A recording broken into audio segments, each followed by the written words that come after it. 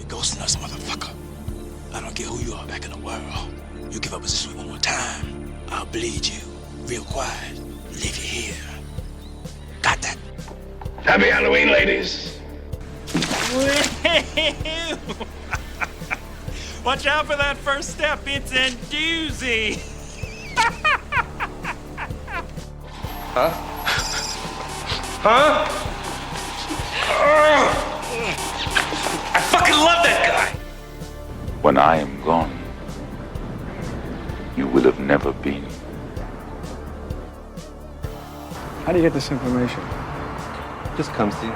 This stuff just flies through the air. They send this information out, and it's just beamed out all over the fucking place. You all have to do is know how to grab it. See how to grab it.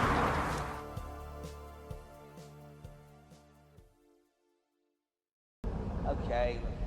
If I want the same thing as you, I want to see it dead. I hate the fucker. They killed my mates too. Why the fuck can't we wait for the company and have some guns on our side? Why do you have to go on some fucking suicide run? Right. Because they won't kill it. They might kill you just for having seen it, but they're not gonna kill it. That is crazy! That is horseshit! They will not kill us! When they first heard about this thing, it was crew expendable. The next time they sent in Marines, they were expendable too. What makes you think they're gonna care about a bunch of lifers who found God at the ass end of space? You really think they're gonna let you interfere with their plans for this thing? They think we're crud. And they don't give a fuck about one friend of yours that's died. Not one. Have you got some sort of plan? This is a lead works, isn't it? All we gotta do is lure the fucking beast into the mold. Drown it in hot lead. All right. So how do we do that? Yeah. What are we gonna use for bait?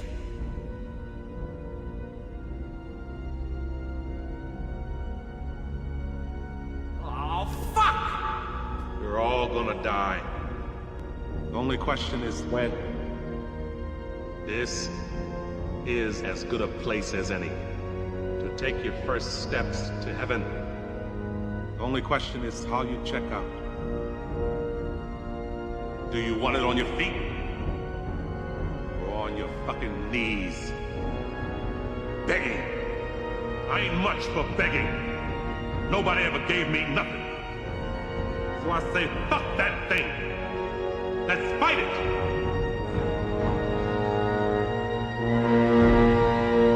Fuck it! Let's go for it!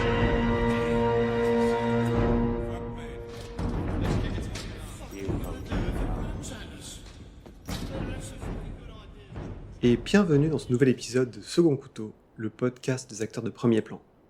Les Sopranos est ma série favorite. C'est un monument de la télévision moderne qui a rabattu les cartes en matière de ce qui était une bonne et une mauvaise série télé. Près de 20 ans après sa première diffusion, on en parle encore comme si c'était l'un des monuments de HBO. Et même à l'heure actuelle, je suis surpris et étonné quand je partage mes Blu-ray avec deux personnes que je pensais pas, des amis que je ne pensais pas forcément sensibles aux histoires de mafieux, de découvrir que encore aujourd'hui, de nouvelles personnes peuvent être impressionnées par ce monument. Et ça me ravit énormément. Ça ne m'empêche pas non plus d'avoir des petites pensées, un petit pincement au cœur lorsque j'apprends que, par exemple, Tony Sirico, l'acteur qui jouait Paulie, Second Couteau, personnage inoubliable dans la série, est mort récemment. Et je me rappelle toujours de l'émotion extrême que j'ai ressentie lorsque j'ai appris, ironiquement, le jour où j'avais passé ma soutenance de mémoire de cinéma, la mort de James Gandolfini, il y a maintenant plus de 7 ans, si je ne m'abuse pas, qui m'avait laissé un choc extrême. Et je m'étais aperçu, en fait, j'avais jamais vraiment réussi à... Parce que bon, quand les acteurs meurent, en général, on a toujours une sorte de sentiment, de pincement au cœur vis-à-vis de la nostalgie qu'on éprouve dans les rôles qu'ils ont éprouvés, dans les rôles qu'ils ont faits, pardon. Mais dans le cas de James Gandolfini, j'étais pas vraiment sûr de ce qui se passait. Je comprenais pas, en fait, pourquoi j'avais un sentiment si douloureux qui m'avait accompagné toute la journée. Donc les Sopranos, pour moi, je les avais vus sur Canal Jimmy, comme beaucoup de Français, à l'époque.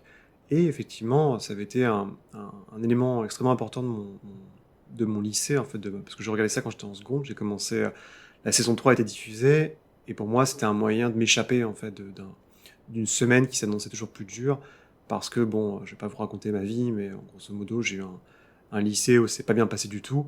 Et pour moi, en fait, c'était un exutoire de voir Les Sopranos le dimanche soir, parce que ça me donnait assez d'énergie et de motivation pour me dire, bah, c'est cool, je vois ça, et ça va me permettre un peu d'aborder la semaine plus sereinement, semaine qui s'annonce difficile. Et pour moi, en fait, c'est là où j'ai jamais été très série télé avant. Comme tout le monde, j'ai regardé la trilogie du samedi sur M6, pour ceux qui ont grandi dans les années 90, mais ça s'arrêtait là, j'avais pas non plus d'atome crochu extrêmement fort vis-à-vis de ces séries-là. Par contre, Les Sopranos, ouais, c'est vraiment le moment où ça a cliqué pour moi, et ça reste pour moi, enfin, ça reste un monument à tout bout de champ, aussi bien au niveau de l'écriture que du jeu d'acteur, que de la zik. Enfin, c'est absolument incroyable. Je ne peux que vous la recommander si vous ne l'avez jamais vue dans tous les cas, même si à première vue les histoires de mafieux, c'est pas, surtout dans New Jersey, c'est pas forcément votre histoire. Et donc dans Les Sopranos, c'est donc juste pour finir sur James Gandolfini. Donc en fait, j'ai plusieurs années plus tard, j'avais lu, il y avait une chronique dans Télérama, on se refait pas, où les gens parlaient ils prenaient des gens célèbres, et ils demandaient, bah, parlez-nous de votre série télé, est-ce que ça vous fait, vos séries télé préférées. Et ils avaient interviewé, je crois, le mec un peu bizarre, là, le mathématicien dont j'ai plus le nom, qui s'est présenté à la mairie de Paris, qui est habillé toujours, c'est Cédric, j'ai plus son nom, mais bon, il est un peu habillé comme un noble du 19e siècle ou du 18e siècle. C'est Cédric Villani. Et Cédric Villani disait, bah, quand j'adore Les Sopranos, donc c'était cool, et il a dit, quand James Gandolfini est mort, c'est comme si j'avais perdu un ami. Et pour moi, c'est ça. C'était une sorte d'ami imaginaire, certes, parce que je le connais pas, mais sa mort m'a extrêmement touché, et pendant pas mal de temps, à l'inverse de beaucoup d'acteurs dont j'apprécie le travail. Bref, soit dit en passant, dans Les Sopranos, il y a souvent des guest stars, mais qui sont plutôt bien utilisés, en général sur un format, les épisodes étant sur un format long de près d'1 heure. Et il y en a un en particulier dont je vais parler aujourd'hui, qui est Charles S. Dutton. Donc Charles S. Dutton est un acteur afro-américain. On va revenir sur sa carrière, vous l'avez vu sûrement dans plein de films. Mais dans Les Sopranos, c'est assez intéressant parce qu'en fait, c'est un épisode qui n'a rien à voir. Et Tony et sa femme, Carmela, reviennent d'une séance de psychothérapie ensemble, où c'est mal passé. Et Tony conduit un peu vite et il se fait arrêter par un flic. Et le flic lui met un PV. Et ce flic, c'est Charles Dutton. Donc Tony étant espèce d'anti-héros, revanchard et perfide comme un gamin de 5 ans peut l'être, avec en plus derrière lui tout le pouvoir de la corruption sur le New Jersey, il va demander à son pote son collaborateur, qui est le maire de la ville, de foutre ce flic au trou. Et donc le maire lui dit, bah ouais, de toute façon c'était un emmerdeur, tout le monde est content de le voir partir. Et donc tout le truc, c'est que pendant tout l'épisode, Tony Soprano va se sentir coupable en fait par rapport au flic. Il va essayer de le réinstituer, puis en fait le flic refuse la réinstitution. Et quand il va le voir, en fait le flic est devenu juste vendeur il bosse dans une sorte de Leroy Merlin ou d'Interflora. Et en fait, il vend dans un magasin qui vend des fleurs en pot, et Tony le retrouve là, et du coup il essaie de lui donner un bakshish pour s'excuser, parce qu'en fait c'est toujours pareil. Dans Les Sopranos, c'est toujours la même formule, dans le sens où Tony fait une erreur à la con, qui est poussée par son impulsivité, et après il cherche à se racheter. Et donc le policier, Charles Dutton, dit bah non, j'en veux pas. Et donc c'est assez génial, parce que, en plus, Tony est extrêmement raciste, et il a beaucoup de relents contre les Afro-Américains. Et donc Charles Dutton est là, et surtout dans une série où le postulat de base, et c'est David Chase qui l'a dit lors du dernier épisode de Talking Soprano, qui était un podcast que 2 acteurs des Sopranos ont fait pendant le confinement. Il a dit, Les Sopranos, c'est une série où tout le monde fait un deal avec le diable. Tout le monde fait un pacte avec le diable pour obtenir quelque chose, obtenir de l'argent, obtenir du pouvoir, obtenir un confort. Et effectivement, quand vous regardez, vous pouvez prendre chaque personnage présent dans la série et voir qu'ils ont fait un pacte avec le diable ou pour gagner quelque chose. Et donc, ils ont tous potentiellement une fin atroce. Bon, à part les enfants, et encore, c'est pas sûr. Et on pourra glosser sur certains personnages.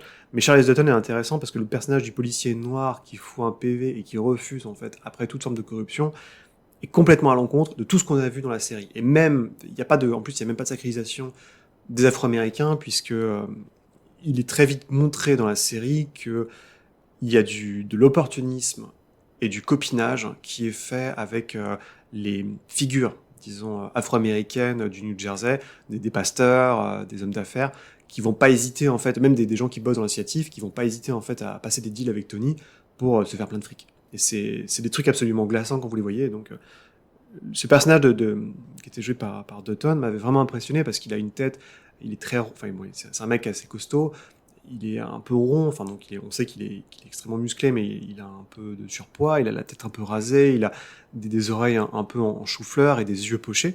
Et cette image m'avait extrêmement impressionné, en fait, de dire que c'est peut-être la seule personne dans toute l'histoire des Sopranos, même parce que les flics sont, bon, ils ont une autre forme de corruption, on va dire, et c'est une sorte de miroir de Tony Soprano, mais c'est le seul personnage, en fait, qui dit non, qui dit stop. Et des personnages comme ça dans la série, je crois qu'il y en a 3 ou 4. Il y a aussi un psy d'origine israélienne qui envoie chier Carmela, la femme, en disant de toute façon, vous êtes marié avec un homme corrompu, vous pourrez jamais le changer, barrez-vous, plutôt que de lui faire un espèce de conformisme en disant c'est bien, continuez, prenez la bonne part des choses. Et ça m'avait beaucoup impressionné parce que voilà, c'était un tout petit rôle, hein, et pourtant le gars avait déjà la présence, surtout face à James Gandolfini, qui pour moi est l'un des meilleurs acteurs que je connaisse au monde, dans sa carrière hélas trop courte, et c'était vraiment fort, quoi, qu'il tienne tête à ça. Et donc aujourd'hui, je vous propose de revenir sur la carrière de Charles Dutton, qui a un parcours assez coloré, dirons-nous. Donc c'est quelqu'un qui est né en 1951 à Baltimore, donc dans un quartier extrêmement pauvre. Son père était camionneur et bon, grosso modo, ses parents ont divorcé quand il était très jeune. Donc il a passé son enfance à vivre dans on appelle les projects. Donc les projects, c'est les HLM en fait. C'est des bâtiments, c'est des immeubles qui ont été créés en général dans les centres des villes américaines. Je rappelle, donc aux États-Unis, c'est l'inverse de la France. C'est-à-dire qu'en France, en général, si vous arrivez à vous payer un appartement en centre-ville, c'est que vous êtes riche.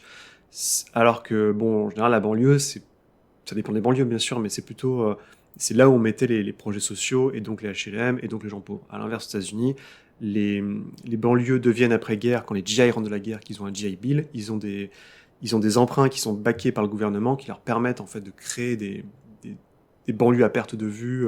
Voilà, on est dans les banlieusards on est dans les banlieusards de Joe Dante. Et donc, c'est l'inverse. Donc, les projects, c'était des immeubles, des barres d'immeubles qui étaient foutus dans les centres des villes, et notamment donc sur la côte est. Et Dutton va grandir là-dedans. Une enfance qui est assez pauvre, hein, mais qui est pas forcément trop désagréable, sauf que bon, bah, il passe son temps un peu, il est très bagarreur. Il est très bagarreur, et il va avoir tendance à se battre avec d'autres gamins, ils se jettent des cailloux, ils font les cons. Donc il va obtenir un pseudonyme qui s'appelle, on va l'appeler Rock Dutton, parce qu'en fait Rock, ça vient de Rockhead, donc en fait tête de pierre, pour sa propension à acheter des cailloux et se prendre des cailloux dans la gueule quand il est gamin. Il va un temps soit peu tutoyer une idée de carrière amateur, de boxeur, où il va utiliser ce pseudonyme encore Rock, et vous allez voir, c'est assez important pour la suite, parce que ce petit pseudonyme va lui servir dans sa carrière télévisuelle. Hélas, la bagarre, ça engendre de la violence, et de temps en temps, ça finit mal, et on sait pas trop les détails exactement, mais en 67, alors qu'il a à peine 16 ans, il va se retrouver en prison, parce qu'il va tuer un homme dans une rixe. Il a dit que l'homme avait un couteau. Est-ce que c'est vrai ou pas? En tout cas, donc il tue un homme noir, et il se retrouve en prison. On l'envoie directement pour 5 ans, arrêté pour meurtre dans une prison du Maryland. Au bout de 2 ans, il est relâché en liberté probatoire, et il va tout de suite retomber, donc c'est un peu le cycle, hélas, tragique de la prison. Il va se refaire pincer pour port d'armes et vol à main armée. Donc il repart en prison à nouveau pour 3 ans de plus, donc il a encore des années à faire, et finalement il y a un truc assez terrible, c'est qu'il va s'en prendre à un des gardes, qui est blanc, il va lui foutre un coup de poing. Et pour ça il va prendre 8 ans. Et lui il le dit de façon un petit peu ironique, il dit « Moi j'ai tué un homme noir, c'est 3 ans de prison, alors que mettre la main sur un blanc, c'est 8 ans. » Et ça dit tout sur la société américaine. Donc, parti comme ça, vous vous dites, bon, bah, où est-ce que ça va finir? Parce que, a priori, il est sous les barreaux pendant 12 ans. Et effectivement, là, il va purger sa première peine, et repartir sur la deuxième.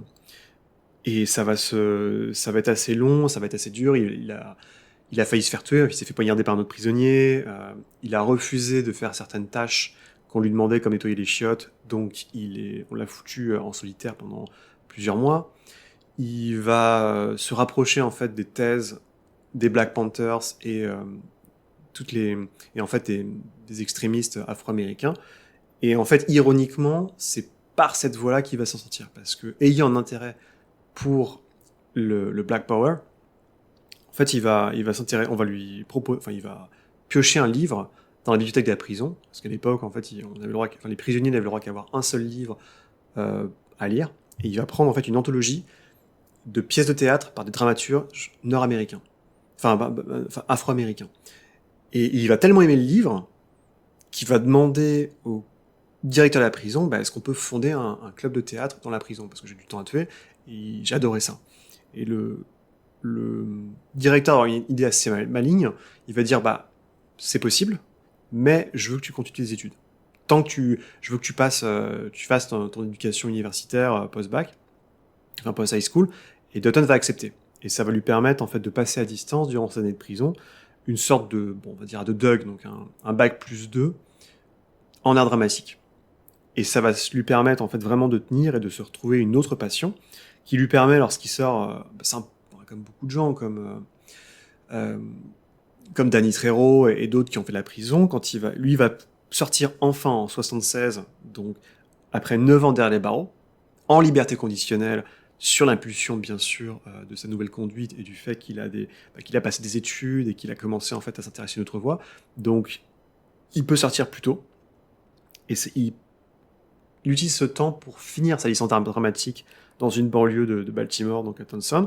Et après, quelques années plus tard, après des petits boulots, il va enfin aller jusqu'à Yale pour faire une maîtrise d'art dramatique. Donc c'est pas mal pour un mec qui sort de prison en quelques années de pouvoir aller à Yale et faire un master à Yale. Et c'est là en fait où vraiment sa vie va décoller après des années dissolues d'errance et de difficultés et surtout derrière les barreaux. Donc ce mec qui sort avec un vrai bagage en fait de la vie en prison va commencer en fait en vraiment travaillant sur les planches. Il va commencer vers 84 à Broadway, où il va faire pas mal de différentes pièces de théâtre, notamment il va côtoyer Kevin Spacey sur les planches, et il va pas se spécialiser, mais il va se faire connaître, notamment auprès de la ANCP. Donc la ANCP, c'est la Ligue pour l'avancement des droits des Afro-Américains, grosso modo, c'est pour les mouvements, c'est basé en fait en même temps que les droits civils dans les années 60. Et il va bosser sur les pièces d'August Wilson. Donc, August Wilson, c'est un des très très grands dramaturges afro-américains qui a fait sa plus connue pièce qui est adaptée en film, c'est Fences, qui est un super texte que je vous recommande, qui est sur un noir en fait dans le sud des États-Unis, qui était une ancienne gloire du baseball, qui a dû arrêter, donc il va faire des jobs à la con. En fait, il fabrique et il peint des fences en fait, donc des barrières. Et c'est vraiment, je vous conjoins énormément. Donc ils ont fait un film récemment. En fait, c'est une pièce qui était jouée au début des années 80. James Earl Jones était le rôle principal. Et je crois que c'était Angela Bassett. Je suis pas sûr qui jouait sa femme. Et son fils était Sterling K. Brown.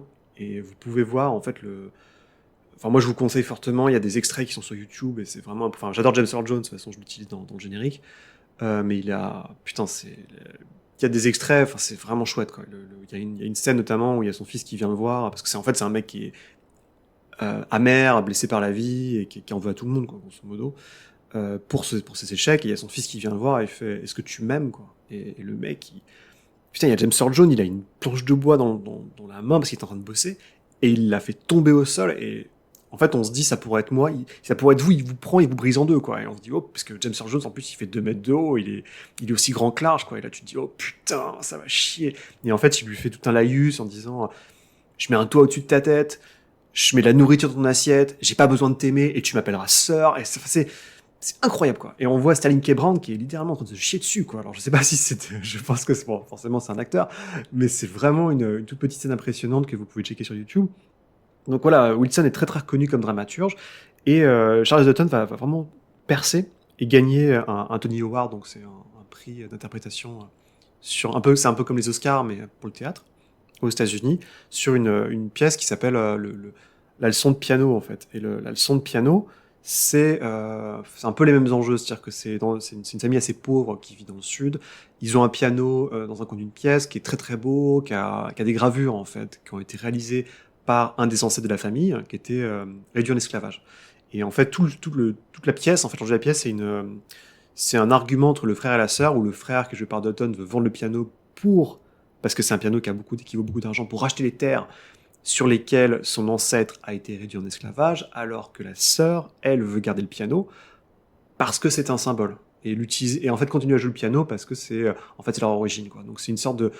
C'est pas mal, quoi. Est-ce qu'il faut dénigrer son héritage pour pouvoir avancer de l'avant, ou est-ce qu'il faut le garder comme trace de mémoire? Donc il va l'adapter en film, hein. Enfin il va jouer en film qui va au milieu des années 90. Bon, c'est moins intéressant parce que ça reste du théâtre filmé. Pour moi, c'est un peu comme Fences, le truc avec qui a eu un revival avec Viola Davis et Denzel Washington, mais c'est horrible, quoi. Enfin, le truc, vous le voyez, vous avez l'impression que c'est un sketch du Saturday Night Live, tellement c'est naze, quoi. Et pourtant, j'adore Viola Davis. J'aime pas trop Denzel Washington, je vais pas vous mentir, mais j'adore Viola Davis. Je trouve que c'est une actrice exceptionnelle. Et j'étais là, genre, mais qu'est-ce que c'est que cette merde, quoi. Enfin, j'étais là, c'est pas terrible. Donc Dutton, lui, va faire des petits rôles au cinéma à côté, parce que bon, le théâtre, ça va un temps. Son premier vrai rôle, que j'ai pas trop compris, c'est The Cat's Eyes. Cat's Eyes, c'est une chouette petite, c'est en 86, je crois. C'est une chouette petite anthologie avec un chat de Stephen King, où en fait, c'est 3 petites nouvelles de Stephen King qui sont reliées par un chat, en fait. Il y a un chat qui se balade, et au début, il a un petit rôle. Il voit Drew Barrymore par les fenêtres en vision télépathique. Il dit, viens me sauver, il arrive, viens me sauver, il arrive. Et donc, en fait, c'est le destin du chat qui se retrouve à travers des scénettes pour aller sauver Drew Barrymore d'un méchant petit diablotin qui veut lui aspirer l'âme. C'est-à-dire, le diablotin est conçu par l'italien là, qui avait fait le design d'E.T., qui était un gros tocard, il paraît. J'ai vu ça dans Rocky Rama. Et c'est chouette, franchement, c'est une petite anthologie. Le premier, c'est sur un mec qui essaie d'arrêter de fumer, il est joué par James Wood. C'est très très marrant. Le deuxième, c'est avec Kenneth Macmillan, donc l'empereur, le baron Harkonnen dans la version de Dune, qui fait un jeu sadique, en fait, qui dit à un mec, tu peux t'en sortir, je vais pas te tuer si tu fais tout le tour de la corniche de mon immeuble. Et ils sont, genre c'est l'Empire State, quoi, ils sont super héros. Et le troisième, donc c'est avec Drew Barrymore. C'est cool parce que il y a un chat, moi j'aime bien les chats. Et c'est un chat qui est gentil en plus, donc ça c'est rare, et c'est un Stephen King qui se finit bien. Donc en fait les méchants sont punis, les gentils sont récompensés. Moi je trouve ça super. Et puis bon, c'est cool, quoi, voir James Wood en mode complètement intense et psychopathe, Kenneth Macmillan et tous ces mecs-là que j'apprécie, c'était chouette. Et en fait, Dutton a un tout petit rôle, je l'ai même pas vu. En fait, je crois qu'il joue un des mecs qui bosse dans la fourrière, qui s'occupe du chat à la fin, mais c'est vraiment super bref, il est même pas au cast, c'est le dernier mec dans le générique. Donc j'ai pas trop fait attention, on le voit dans Crocodile Dundee 2 aussi, il se balade, mais c'est vraiment, pour moi, il va commencer, en fait, comme beaucoup de gens, je pense que le premier rôle dans lequel on l'a vraiment vu, c'est Alien 3, où il est spectaculaire, qu'il fait en 91. Donc après avoir un peu fini avec la dramaturgie, où il va jouer Dillon, qui est en fait dans Alien 3, vous l'avez sûrement tous vu, c'est le premier film de Fincher, en fait, où c'est encore une fois un alien qui arrive et qui tue tout le monde, mais dans une prison. Et donc tous les prisonniers sont des tauliers, des espèces de taulards absolument dégueulasses qui sont envoyés dans l'espace. Et Dillon est intéressant parce que c'est rigolo, il a des petites lunettes, et il joue un peu le prêcheur, quoi. Il joue l'autorité morale, il essaye d'empêcher les prisonniers de violer Ripley, il organise des vrais funérailles quand tout le monde meurt. Et à la fin, en fait, quand il s'aperçoit que Ripley porte un alien, et Ripley lui dit faut que tu me tues, il dit ouais, non, mais je te tue pas tant qu'on n'a pas réussi à tuer ce monstre-là, quoi. Parce que je veux pas que les autres prisonniers soient tous réduits en charpie. Et c'est assez cool parce qu'en fait, on le renvoie, en fait, dans sa dimension de prisonnier, donc il va piocher dans ce jeu-là, mais avec la bénévolence et l'empathie derrière d'un homme de Dieu. En fait. Donc c'est assez chouette, je trouve, pour lui de jouer sur ces deux pôles. Bon, forcément, il a une mort atroce. Et c'est rigolo avec Charles Dutton, c'est qu'il joue souvent des flics ou des mecs au grand cœur qui vont se sacrifier pour sauver le reste du monde. Et je suis sûr, après, j'en reparlerai, mais il y a un rôle qui a un renvoi à ça, c'est évident. Dutton va souvent jouer des flics, ironiquement, pour un ancien tolard, et des personnages très très très haut placés, ou des gens qui ont la sagesse des âges ou l'autorité morale. Et c'est très très drôle parce que peut-être, je sais pas du tout si c'est ce qu'on lui propose, parce qu'il a quelque part la tête de l'emploi, il est pas, on voit pas en fait la violence forcément émaner de lui, mais plutôt une espèce de bienveillance permanente, et sa tête, comme je disais, un peu ronde et cabossée aussi, aide beaucoup à le voir de manière de l'accepter, en fait, en se disant cette personne n'est pas extrêmement agressive. Lui, aux États-Unis, par contre, il va plutôt se faire connaître pour une série télé, en fait, qu'il a fait vers 93 pour HBO, et vous allez voir que lui, HBO, c'est une longue histoire d'amour qui s'appelle Rock, donc, comme son pseudonyme, où c'est un peu lui s'il n'était pas allé en tôle, en fait. Donc grosso modo, c'est un mec qui est éboueur, qui a une famille, et donc c'est un peu c'est les sitcoms afro-américaines du début des années 90, mais qui a été très très culte en fait pour beaucoup, parce qu'elle n'a pas eu un gros succès d'estime, mais elle a quand même eu 3 saisons. Et il y a beaucoup de thèmes qui sont abordés. Bon, le racisme bien sûr, mais il y a aussi l'homosexualité. Il y a Richard Roundtree, donc Shaft, qui joue le frère homosexuel de Rock. Enfin, il y a plein de trucs sur voilà la paternité, qu'est-ce que c'est. Donc on est vraiment dans le côté Prince de Bel-Air, mais plutôt du côté adulte et moins sketch. Et c'est une série en fait qui va un peu disparaître et que les fans vont repousser sans arrêt pour avoir une sortie. En fait, ils ont fait une véritable pétition pour l'avoir sur les réseaux de streaming et pour l'acheter en physique, en DVD. Et il est encore reconnu pour ça, quoi, pour lui. Et bien sûr, on sait que HBO a tendance à vouloir garder ses acteurs. Enfin, quand un acteur commence à bosser avec HBO, il reste. Vous le voyez avec, par exemple, je dis au hasard, Aidan Gillen. Donc Aidan Gillen, c'est un acteur irlandais qui vit à Dublin, d'ailleurs, que j'ai eu l'occasion de croiser. Bref, et il joue Littlefinger dans Game of Thrones, mais avant il jouait Carcetti, donc le maire dans The Wire, et avant ça il jouait dans Oz aussi. Non, je dis des conneries, il joue pas dans Oz. Mais et vous le voyez en fait sur plusieurs séries. Ils ont tous en fait, il y avait j'arrive pas, il faudrait que je le retrouve, mais il y avait un article qui était très intéressant où ils avaient estimé comme ça, ils avaient pris les 15-20 acteurs HBO qu'on voit partout. Ou comme Slavoj Žižek, en fait. Slavoj Žižek, c'est le mec, elle a toujours un peu fourbe et cruel, qui est un mec qui est slovène, je crois, d'origine, qui est aussi un second couteau que vous avez vu partout. Et il jouait déjà dans Oz, il joue dans True Blood, il joue un peu dans toutes les séries HBO, pour un petit rôle ou un plus gros rôle. Donc c'est un peu le système HBO, c'est-à-dire qu'on a notre cheptel d'acteurs qu'on va garder, qu'on va réutiliser. Alors ça les empêche pas après de faire des vrais casts. Les Sopranos, c'est quasiment que des mecs de New York, qui ont joué, bon, soit dans des films de mafieux, mais c'est essentiellement des acteurs de la côte Est comparé à tous ces acteurs-là qui sont plutôt en général en train de bosser sur la côte Ouest et Hollywood, forcément, parce que c'est là où le taf est. Après, après Rock, il commence à enchaîner, comme je disais, pas mal de jobs où il va jouer des flics ou des mecs au grand cœur. On le voit dans Menace to Society. On le voit il joue le gentil dans ce film par John Badham qui s'appelle C'est Meurtres en sursis. Truc sympathique en 96 avec Johnny Depp, dont la fille se fait kidnapper. Il a 1 heure en fait pour assassiner un type. Et il joue le mec qui cire les chaussures et qui va sortir de sa zone de confort pour aider Johnny Depp. C'était pas un grand film, mais c'était sympathique. Mais moi, j'oublie pas les tâches, j'oublie pas les trucs un peu bizarres sur la filmographie des gens. Ok, non. Et je note qu'en 94, il a fait un film qui s'appelle Surviving the Game. En français, c'est Que la chasse commence. Qui est une sorte de... Putain, c'est une reprise des Chasses du comte Zaroff, mais c'est avec cette bonne vieille belette de... c'est Rutger Hauer en fait qui organise des chasses à l'homme en récupérant des clochards dans la rue. Et c'est Ice-T en fait qui joue le clochard qui se fait choper par Charles Dutton, donc il joue là un enfoiré en fait, parce qu'il joue un mec qui bosse pour les services sociaux, et puis il va voir Ice-T, il fait non mais je sais tout, j'ai vu des mecs comme toi qui meurent dans la drogue et tout, viens, je vais te filer un job, ça va bien se passer. Mais en fait le job c'est de courir dans la forêt en étant poursuivi par il y a Rutger Hauer, mais il a un bandeau rouge, il a des petites lunettes d'enculé, il y a Gary Busey qui en fait des tonnes, il y a F. Murray Abraham qui enfin pour moi qui est un second couteau mais de haute volée quoi, c'est le mec que t'appelles quand t'as vraiment un rôle d'inquisiteur, quand t'as un rôle de mec extrêmement intelligent. Et il y a John C. McGinley, le docteur Kelso, je crois. Non, c'est pas Kelso, c'est l'un des docteurs dans Scrubs, que vous connaissez, qui est vraiment très connu pour ses gueulantes. Et tous ces mecs-là, en fait, se mettent à poursuivre, bon, ils sont butés un par un, mais le film, c'est une grosse merde, quoi. C'était fait par, c'est Ernest Dickerson, donc, qui était un des chefs-op des chefs-op de Spike Lee, mais alors lui, il est complètement parti en couille. Après, il a fait Bones, qui était un film d'horreur dégueulasse, avec Snoop Dogg.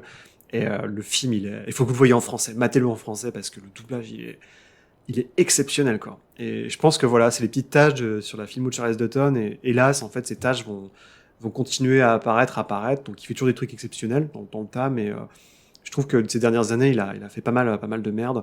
Donc on le retrouve dans des films un peu haut du panier, genre il est chez Spike Lee, avec Cat and the Bass, il fait des petits caméos chez Fincher, notamment dans Seven, il joue un flic, il joue toujours des flics, de toute façon.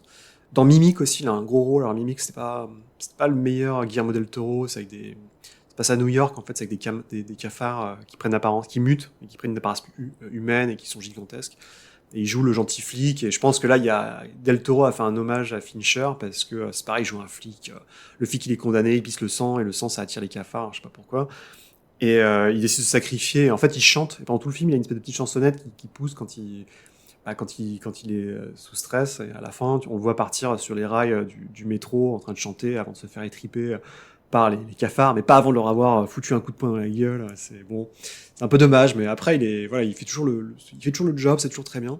Il va sortir un peu des sentiers battus en 99 en faisant un peu l'antithèse de tout ce qu'il a fait, avec un film qui s'appelle Cookies Fortune, qui est un film en fait de Altman, très bizarre en fait, qui est un film dans le sud des États-Unis. On pourrait s'attendre justement à un film extrêmement poisseux, violent, un peu à la manière de Flannery O'Connor ou de Faulkner, qui va cracher sur le sud des États-Unis. Et là, en fait, c'est l'inverse. En fait, c'est un film plein de bons sentiments, mais qui est très sympa, en fait, qui se regarde très chouette, où, en gros, c'est une petite vieille qui clame. Je crois que c'était Glenn Close qui était complètement grimée. Et en fait, sa cousine, qui est une espèce de socialite, de fille très, très bien sur elle, très propre, refuse de savoir que sa cousine s'est suicidée. Donc, en fait, elle maquille le tout pour faire croire que c'est un meurtre. Et donc, c'est son jardinier, qui est joué par Charles Dutton, qui va porter le chapeau. Et donc, il y a toute une espèce d'enquête complètement débile avec la sœur de la vieille, sa fille à elle. Donc, il y a Liv Tyler. Il y a un gros cast, hein. Il y a Liv Tyler, il y a Julianne Moore.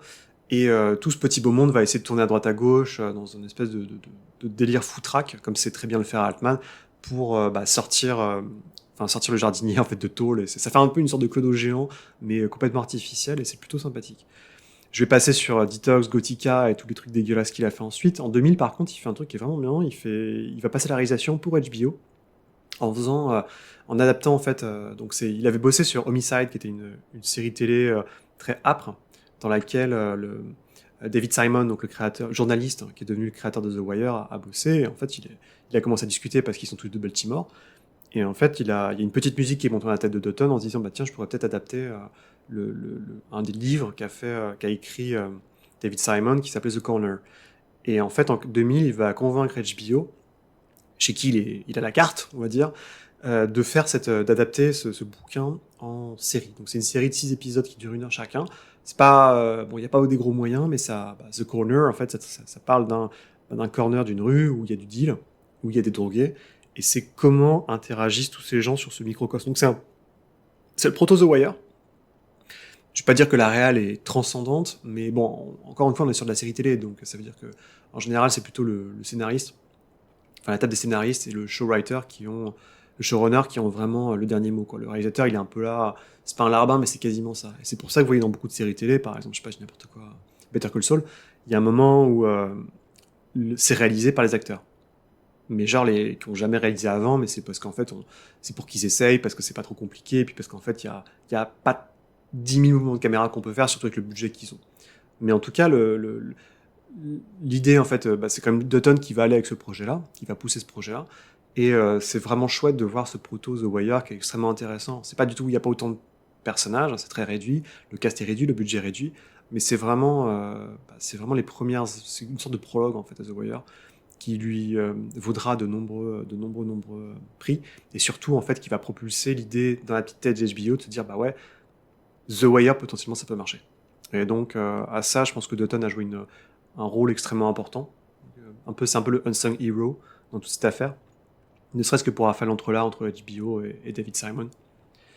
Donc après ça, il va continuer toujours sur sa gamme il va faire beaucoup plus de séries télé, en fait, beaucoup plus de petits de guest stars à droite à gauche. Les films, ça s'améliore vraiment pas. Enfin, très honnêtement, à part Honey Dripper, qui était un film de John Sayles, qui est pas mal sur les chants en fait et les joueurs de musique noirs au sud des États-Unis, c'est plus il y a Danny Glover, en fait, il y a un peu toute la totale.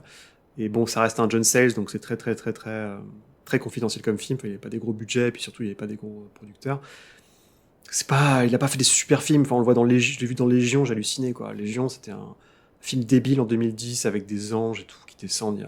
C'est vraiment de la merde, quoi. C'était horrible. Ils ont fait une série télé en plus, je crois, après. Mais tu vois Paul Bettany qui est là-dedans. Tu te dis mais qu'est-ce qui se passe? Les démons ils ressemblent à rien. En plus c'est toujours le délire nord-américain de la rapture, des méchants qui vont rester sur Terre. Et c'est vraiment pas des trucs. Moi les bondieuseries comme ça, c'est vraiment très dur pour moi à vivre.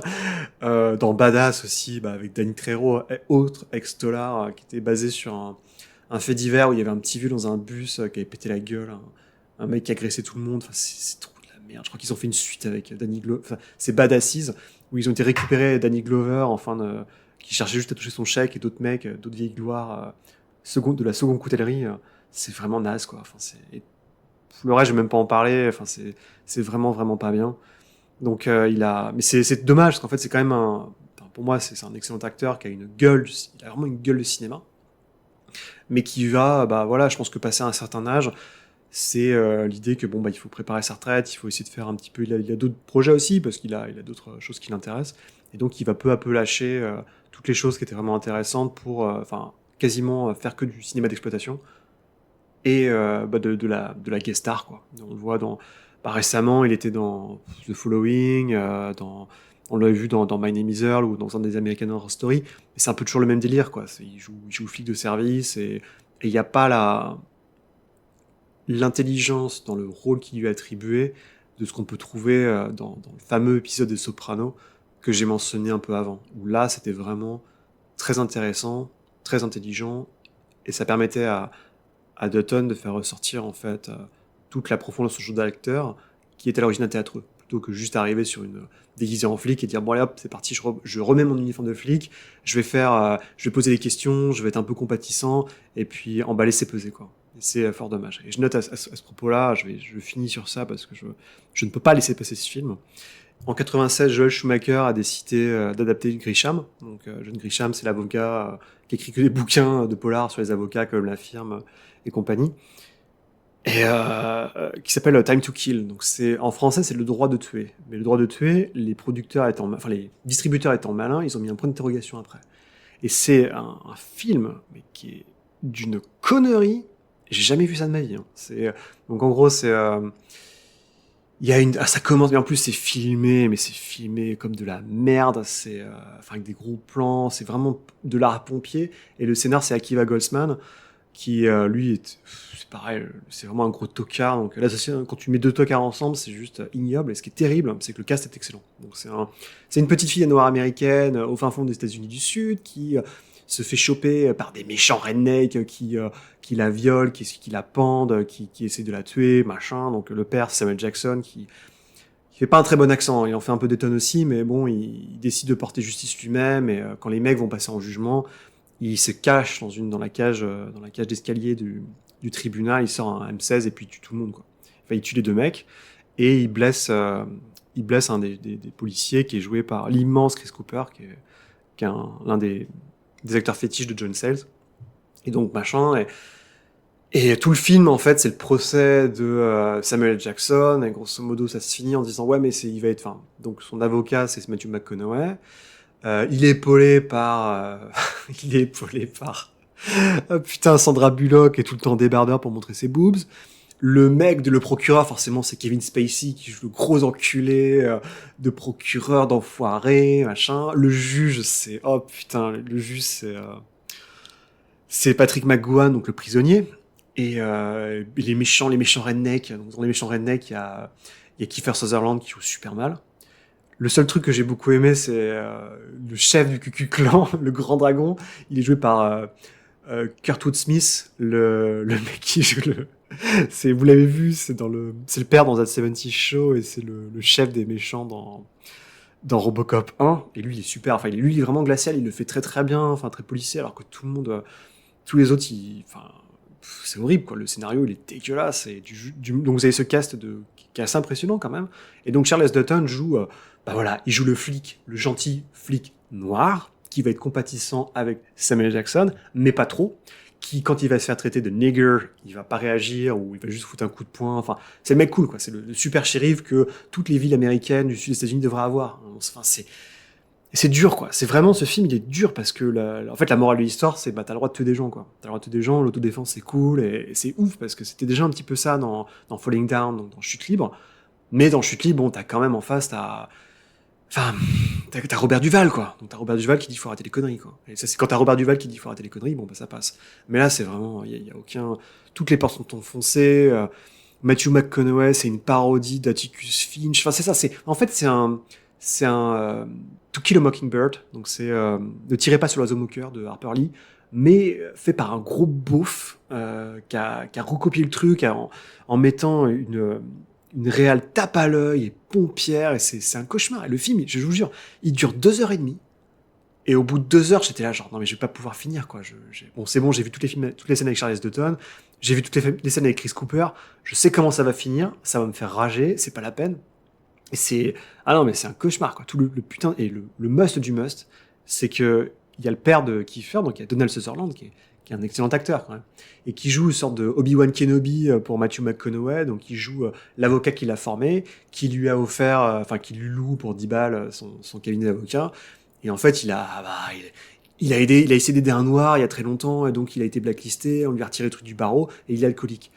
Et putain, il y a une scène, la première scène où il apparaît, c'est un truc de malade, il est en train de parler avec Matthew McConaughey, comme c'était Luke Skywalker avec Obi-Wan qui lui demande des conseils, et il y a Donald Sutherland, il a une bouteille de whisky dans une main, il a un verre de shot dans l'autre, ils sont dans les champs de maïs et de coton, je sais pas, et en fait, il se met un verre, il le boit, il se met un verre, il le boit, mais c'est ridicule, quoi. Putain, il lit son texte en même temps, et ça a aucun sens, c'est vraiment une parodie d'alcoolique, ça marche pas une seconde, et le mec cabotine comme s'il était dans De l'heure pour des braves, où il joue le tankiste foldingue, et ce film, il devrait pas être blacklisté, mais je pense qu'il devrait être montré dans toutes les écoles de cinéma pour dire, c'est pas ce qu'il faut faire, quoi, parce que il a rapporté plein de fric, et ce qui est fou, c'est qu'en fait, moi j'étais un peu jeune pour mon 1996, mais en fait il y a une grosse polémique en France, c'est-à-dire que en tout cas parmi la critique, bien sûr on s'entend, parce qu'en fait comme je disais, les exploitants ont rajouté un point d'interrogation sur le titre, et il y a et surtout la polémique, c'est grosso modo que le scénario est dégueulasse, c'est complètement con, et les gens étaient vénères, parce que en plus c'était l'époque toujours un peu d'American bashing, ça fait du bien, surtout après 11 septembre, et l'idée de dire on fait un film où c'est l'apologie, on va flinguer tout le monde, et c'est l'autodéfense, et bon bref.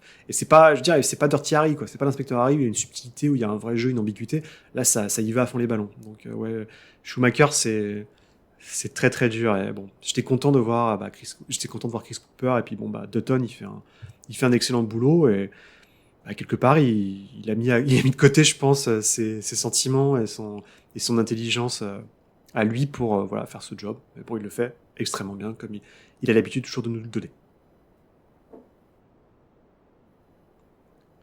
Voilà, c'est tout pour aujourd'hui. Je m'excuse un peu, l'épisode est un peu plus court que d'habitude parce que je pars en vacances, donc en fait j'ai enregistré ce podcast juste avant de partir, donc je serai très très loin, far away quand cet épisode sera diffusé, donc vous m'excuserez un petit peu de cet élément un peu longuiforme. Je vous remercie, je m'aperçois qu'il y a plus de 400 personnes qui ont écouté le podcast, donc depuis le dernier, je suis assez impressionné, je suis très content. Si vous aimez ce podcast, n'hésitez pas à en parler autour de vous. Si vous avez des amis qui sont férus de cinéma, n'hésitez pas à en toucher un mot. Ça serait la meilleure forme en fait de publicité que vous puissiez me faire, afin d'augmenter mon audience et éventuellement après d'appuyer mon poids pour interviewer des gens ou faire des guest stars. En tous les cas, je vous remercie du fond du cœur de m'écouter toutes les 2 semaines, ça me fait extrêmement plaisir. Vous pouvez m'envoyer un email à contact@secondcouteau.net, donc c'est .fr, c'est au pluriel.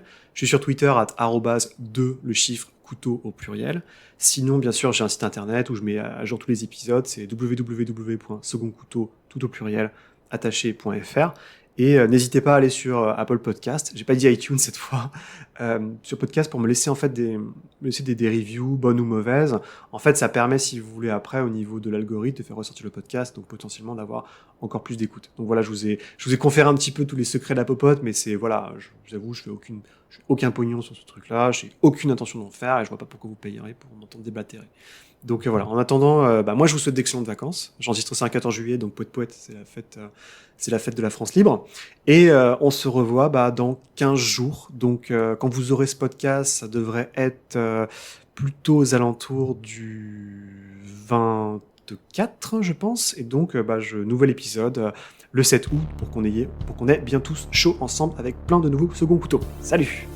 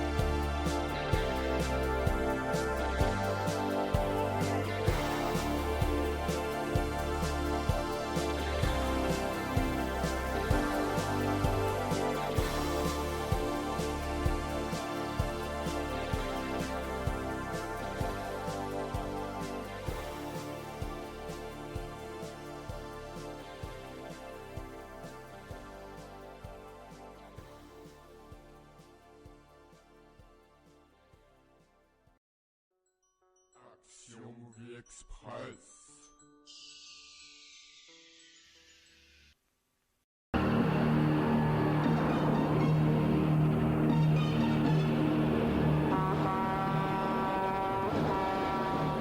Pourquoi est-ce que tu veux te tuer? Peut-être parce que j'avais envie de choisir l'heure de ma mort. Je veux pas qu'on décide pour moi. Si quelqu'un venait te proposer un bon job, est-ce que ça t'intéresserait? Quel genre de job?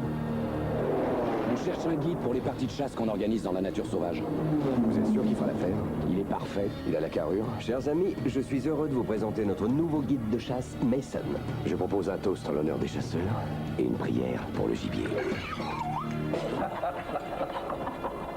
La chasse commence là. Que la partie commence! Je vous ouvre la porte, c'est parti! On va pas le chasser pour de vrai. C'est un déchet, à moins que rien. Je t'aurai, Mason! Non, il n'en est pas question. Je te ferai la peau! Qu'est-ce que je fais? Si tu retournes à la civilisation, tu vivras. Si tu échoues, peut-être Dieu te prendra-t-il en pitié. Il serait retourné au campement? Aucun d'eux n'avait encore jamais fait ça. Monsieur Mason! Drôle d'odeur. Dépêchez-vous de sortir! J'aime ma viande saignante. Fais-la bien cuite, pourriture. Jacques Mason sait qu'il mourra un jour ou l'autre. Quelle idée j'ai eu de me mettre à fumer! Mais aujourd'hui, il n'est pas d'humeur à ça. C'est là que ça devient intéressant. Ne sous-estimez jamais Viens là, Mason! un homme qui n'a plus rien à perdre. Rutger Hauer, Charles Newton, Gary Busey, F. Murray Abraham, William McNamara et Ice-T. Que la chasse commence.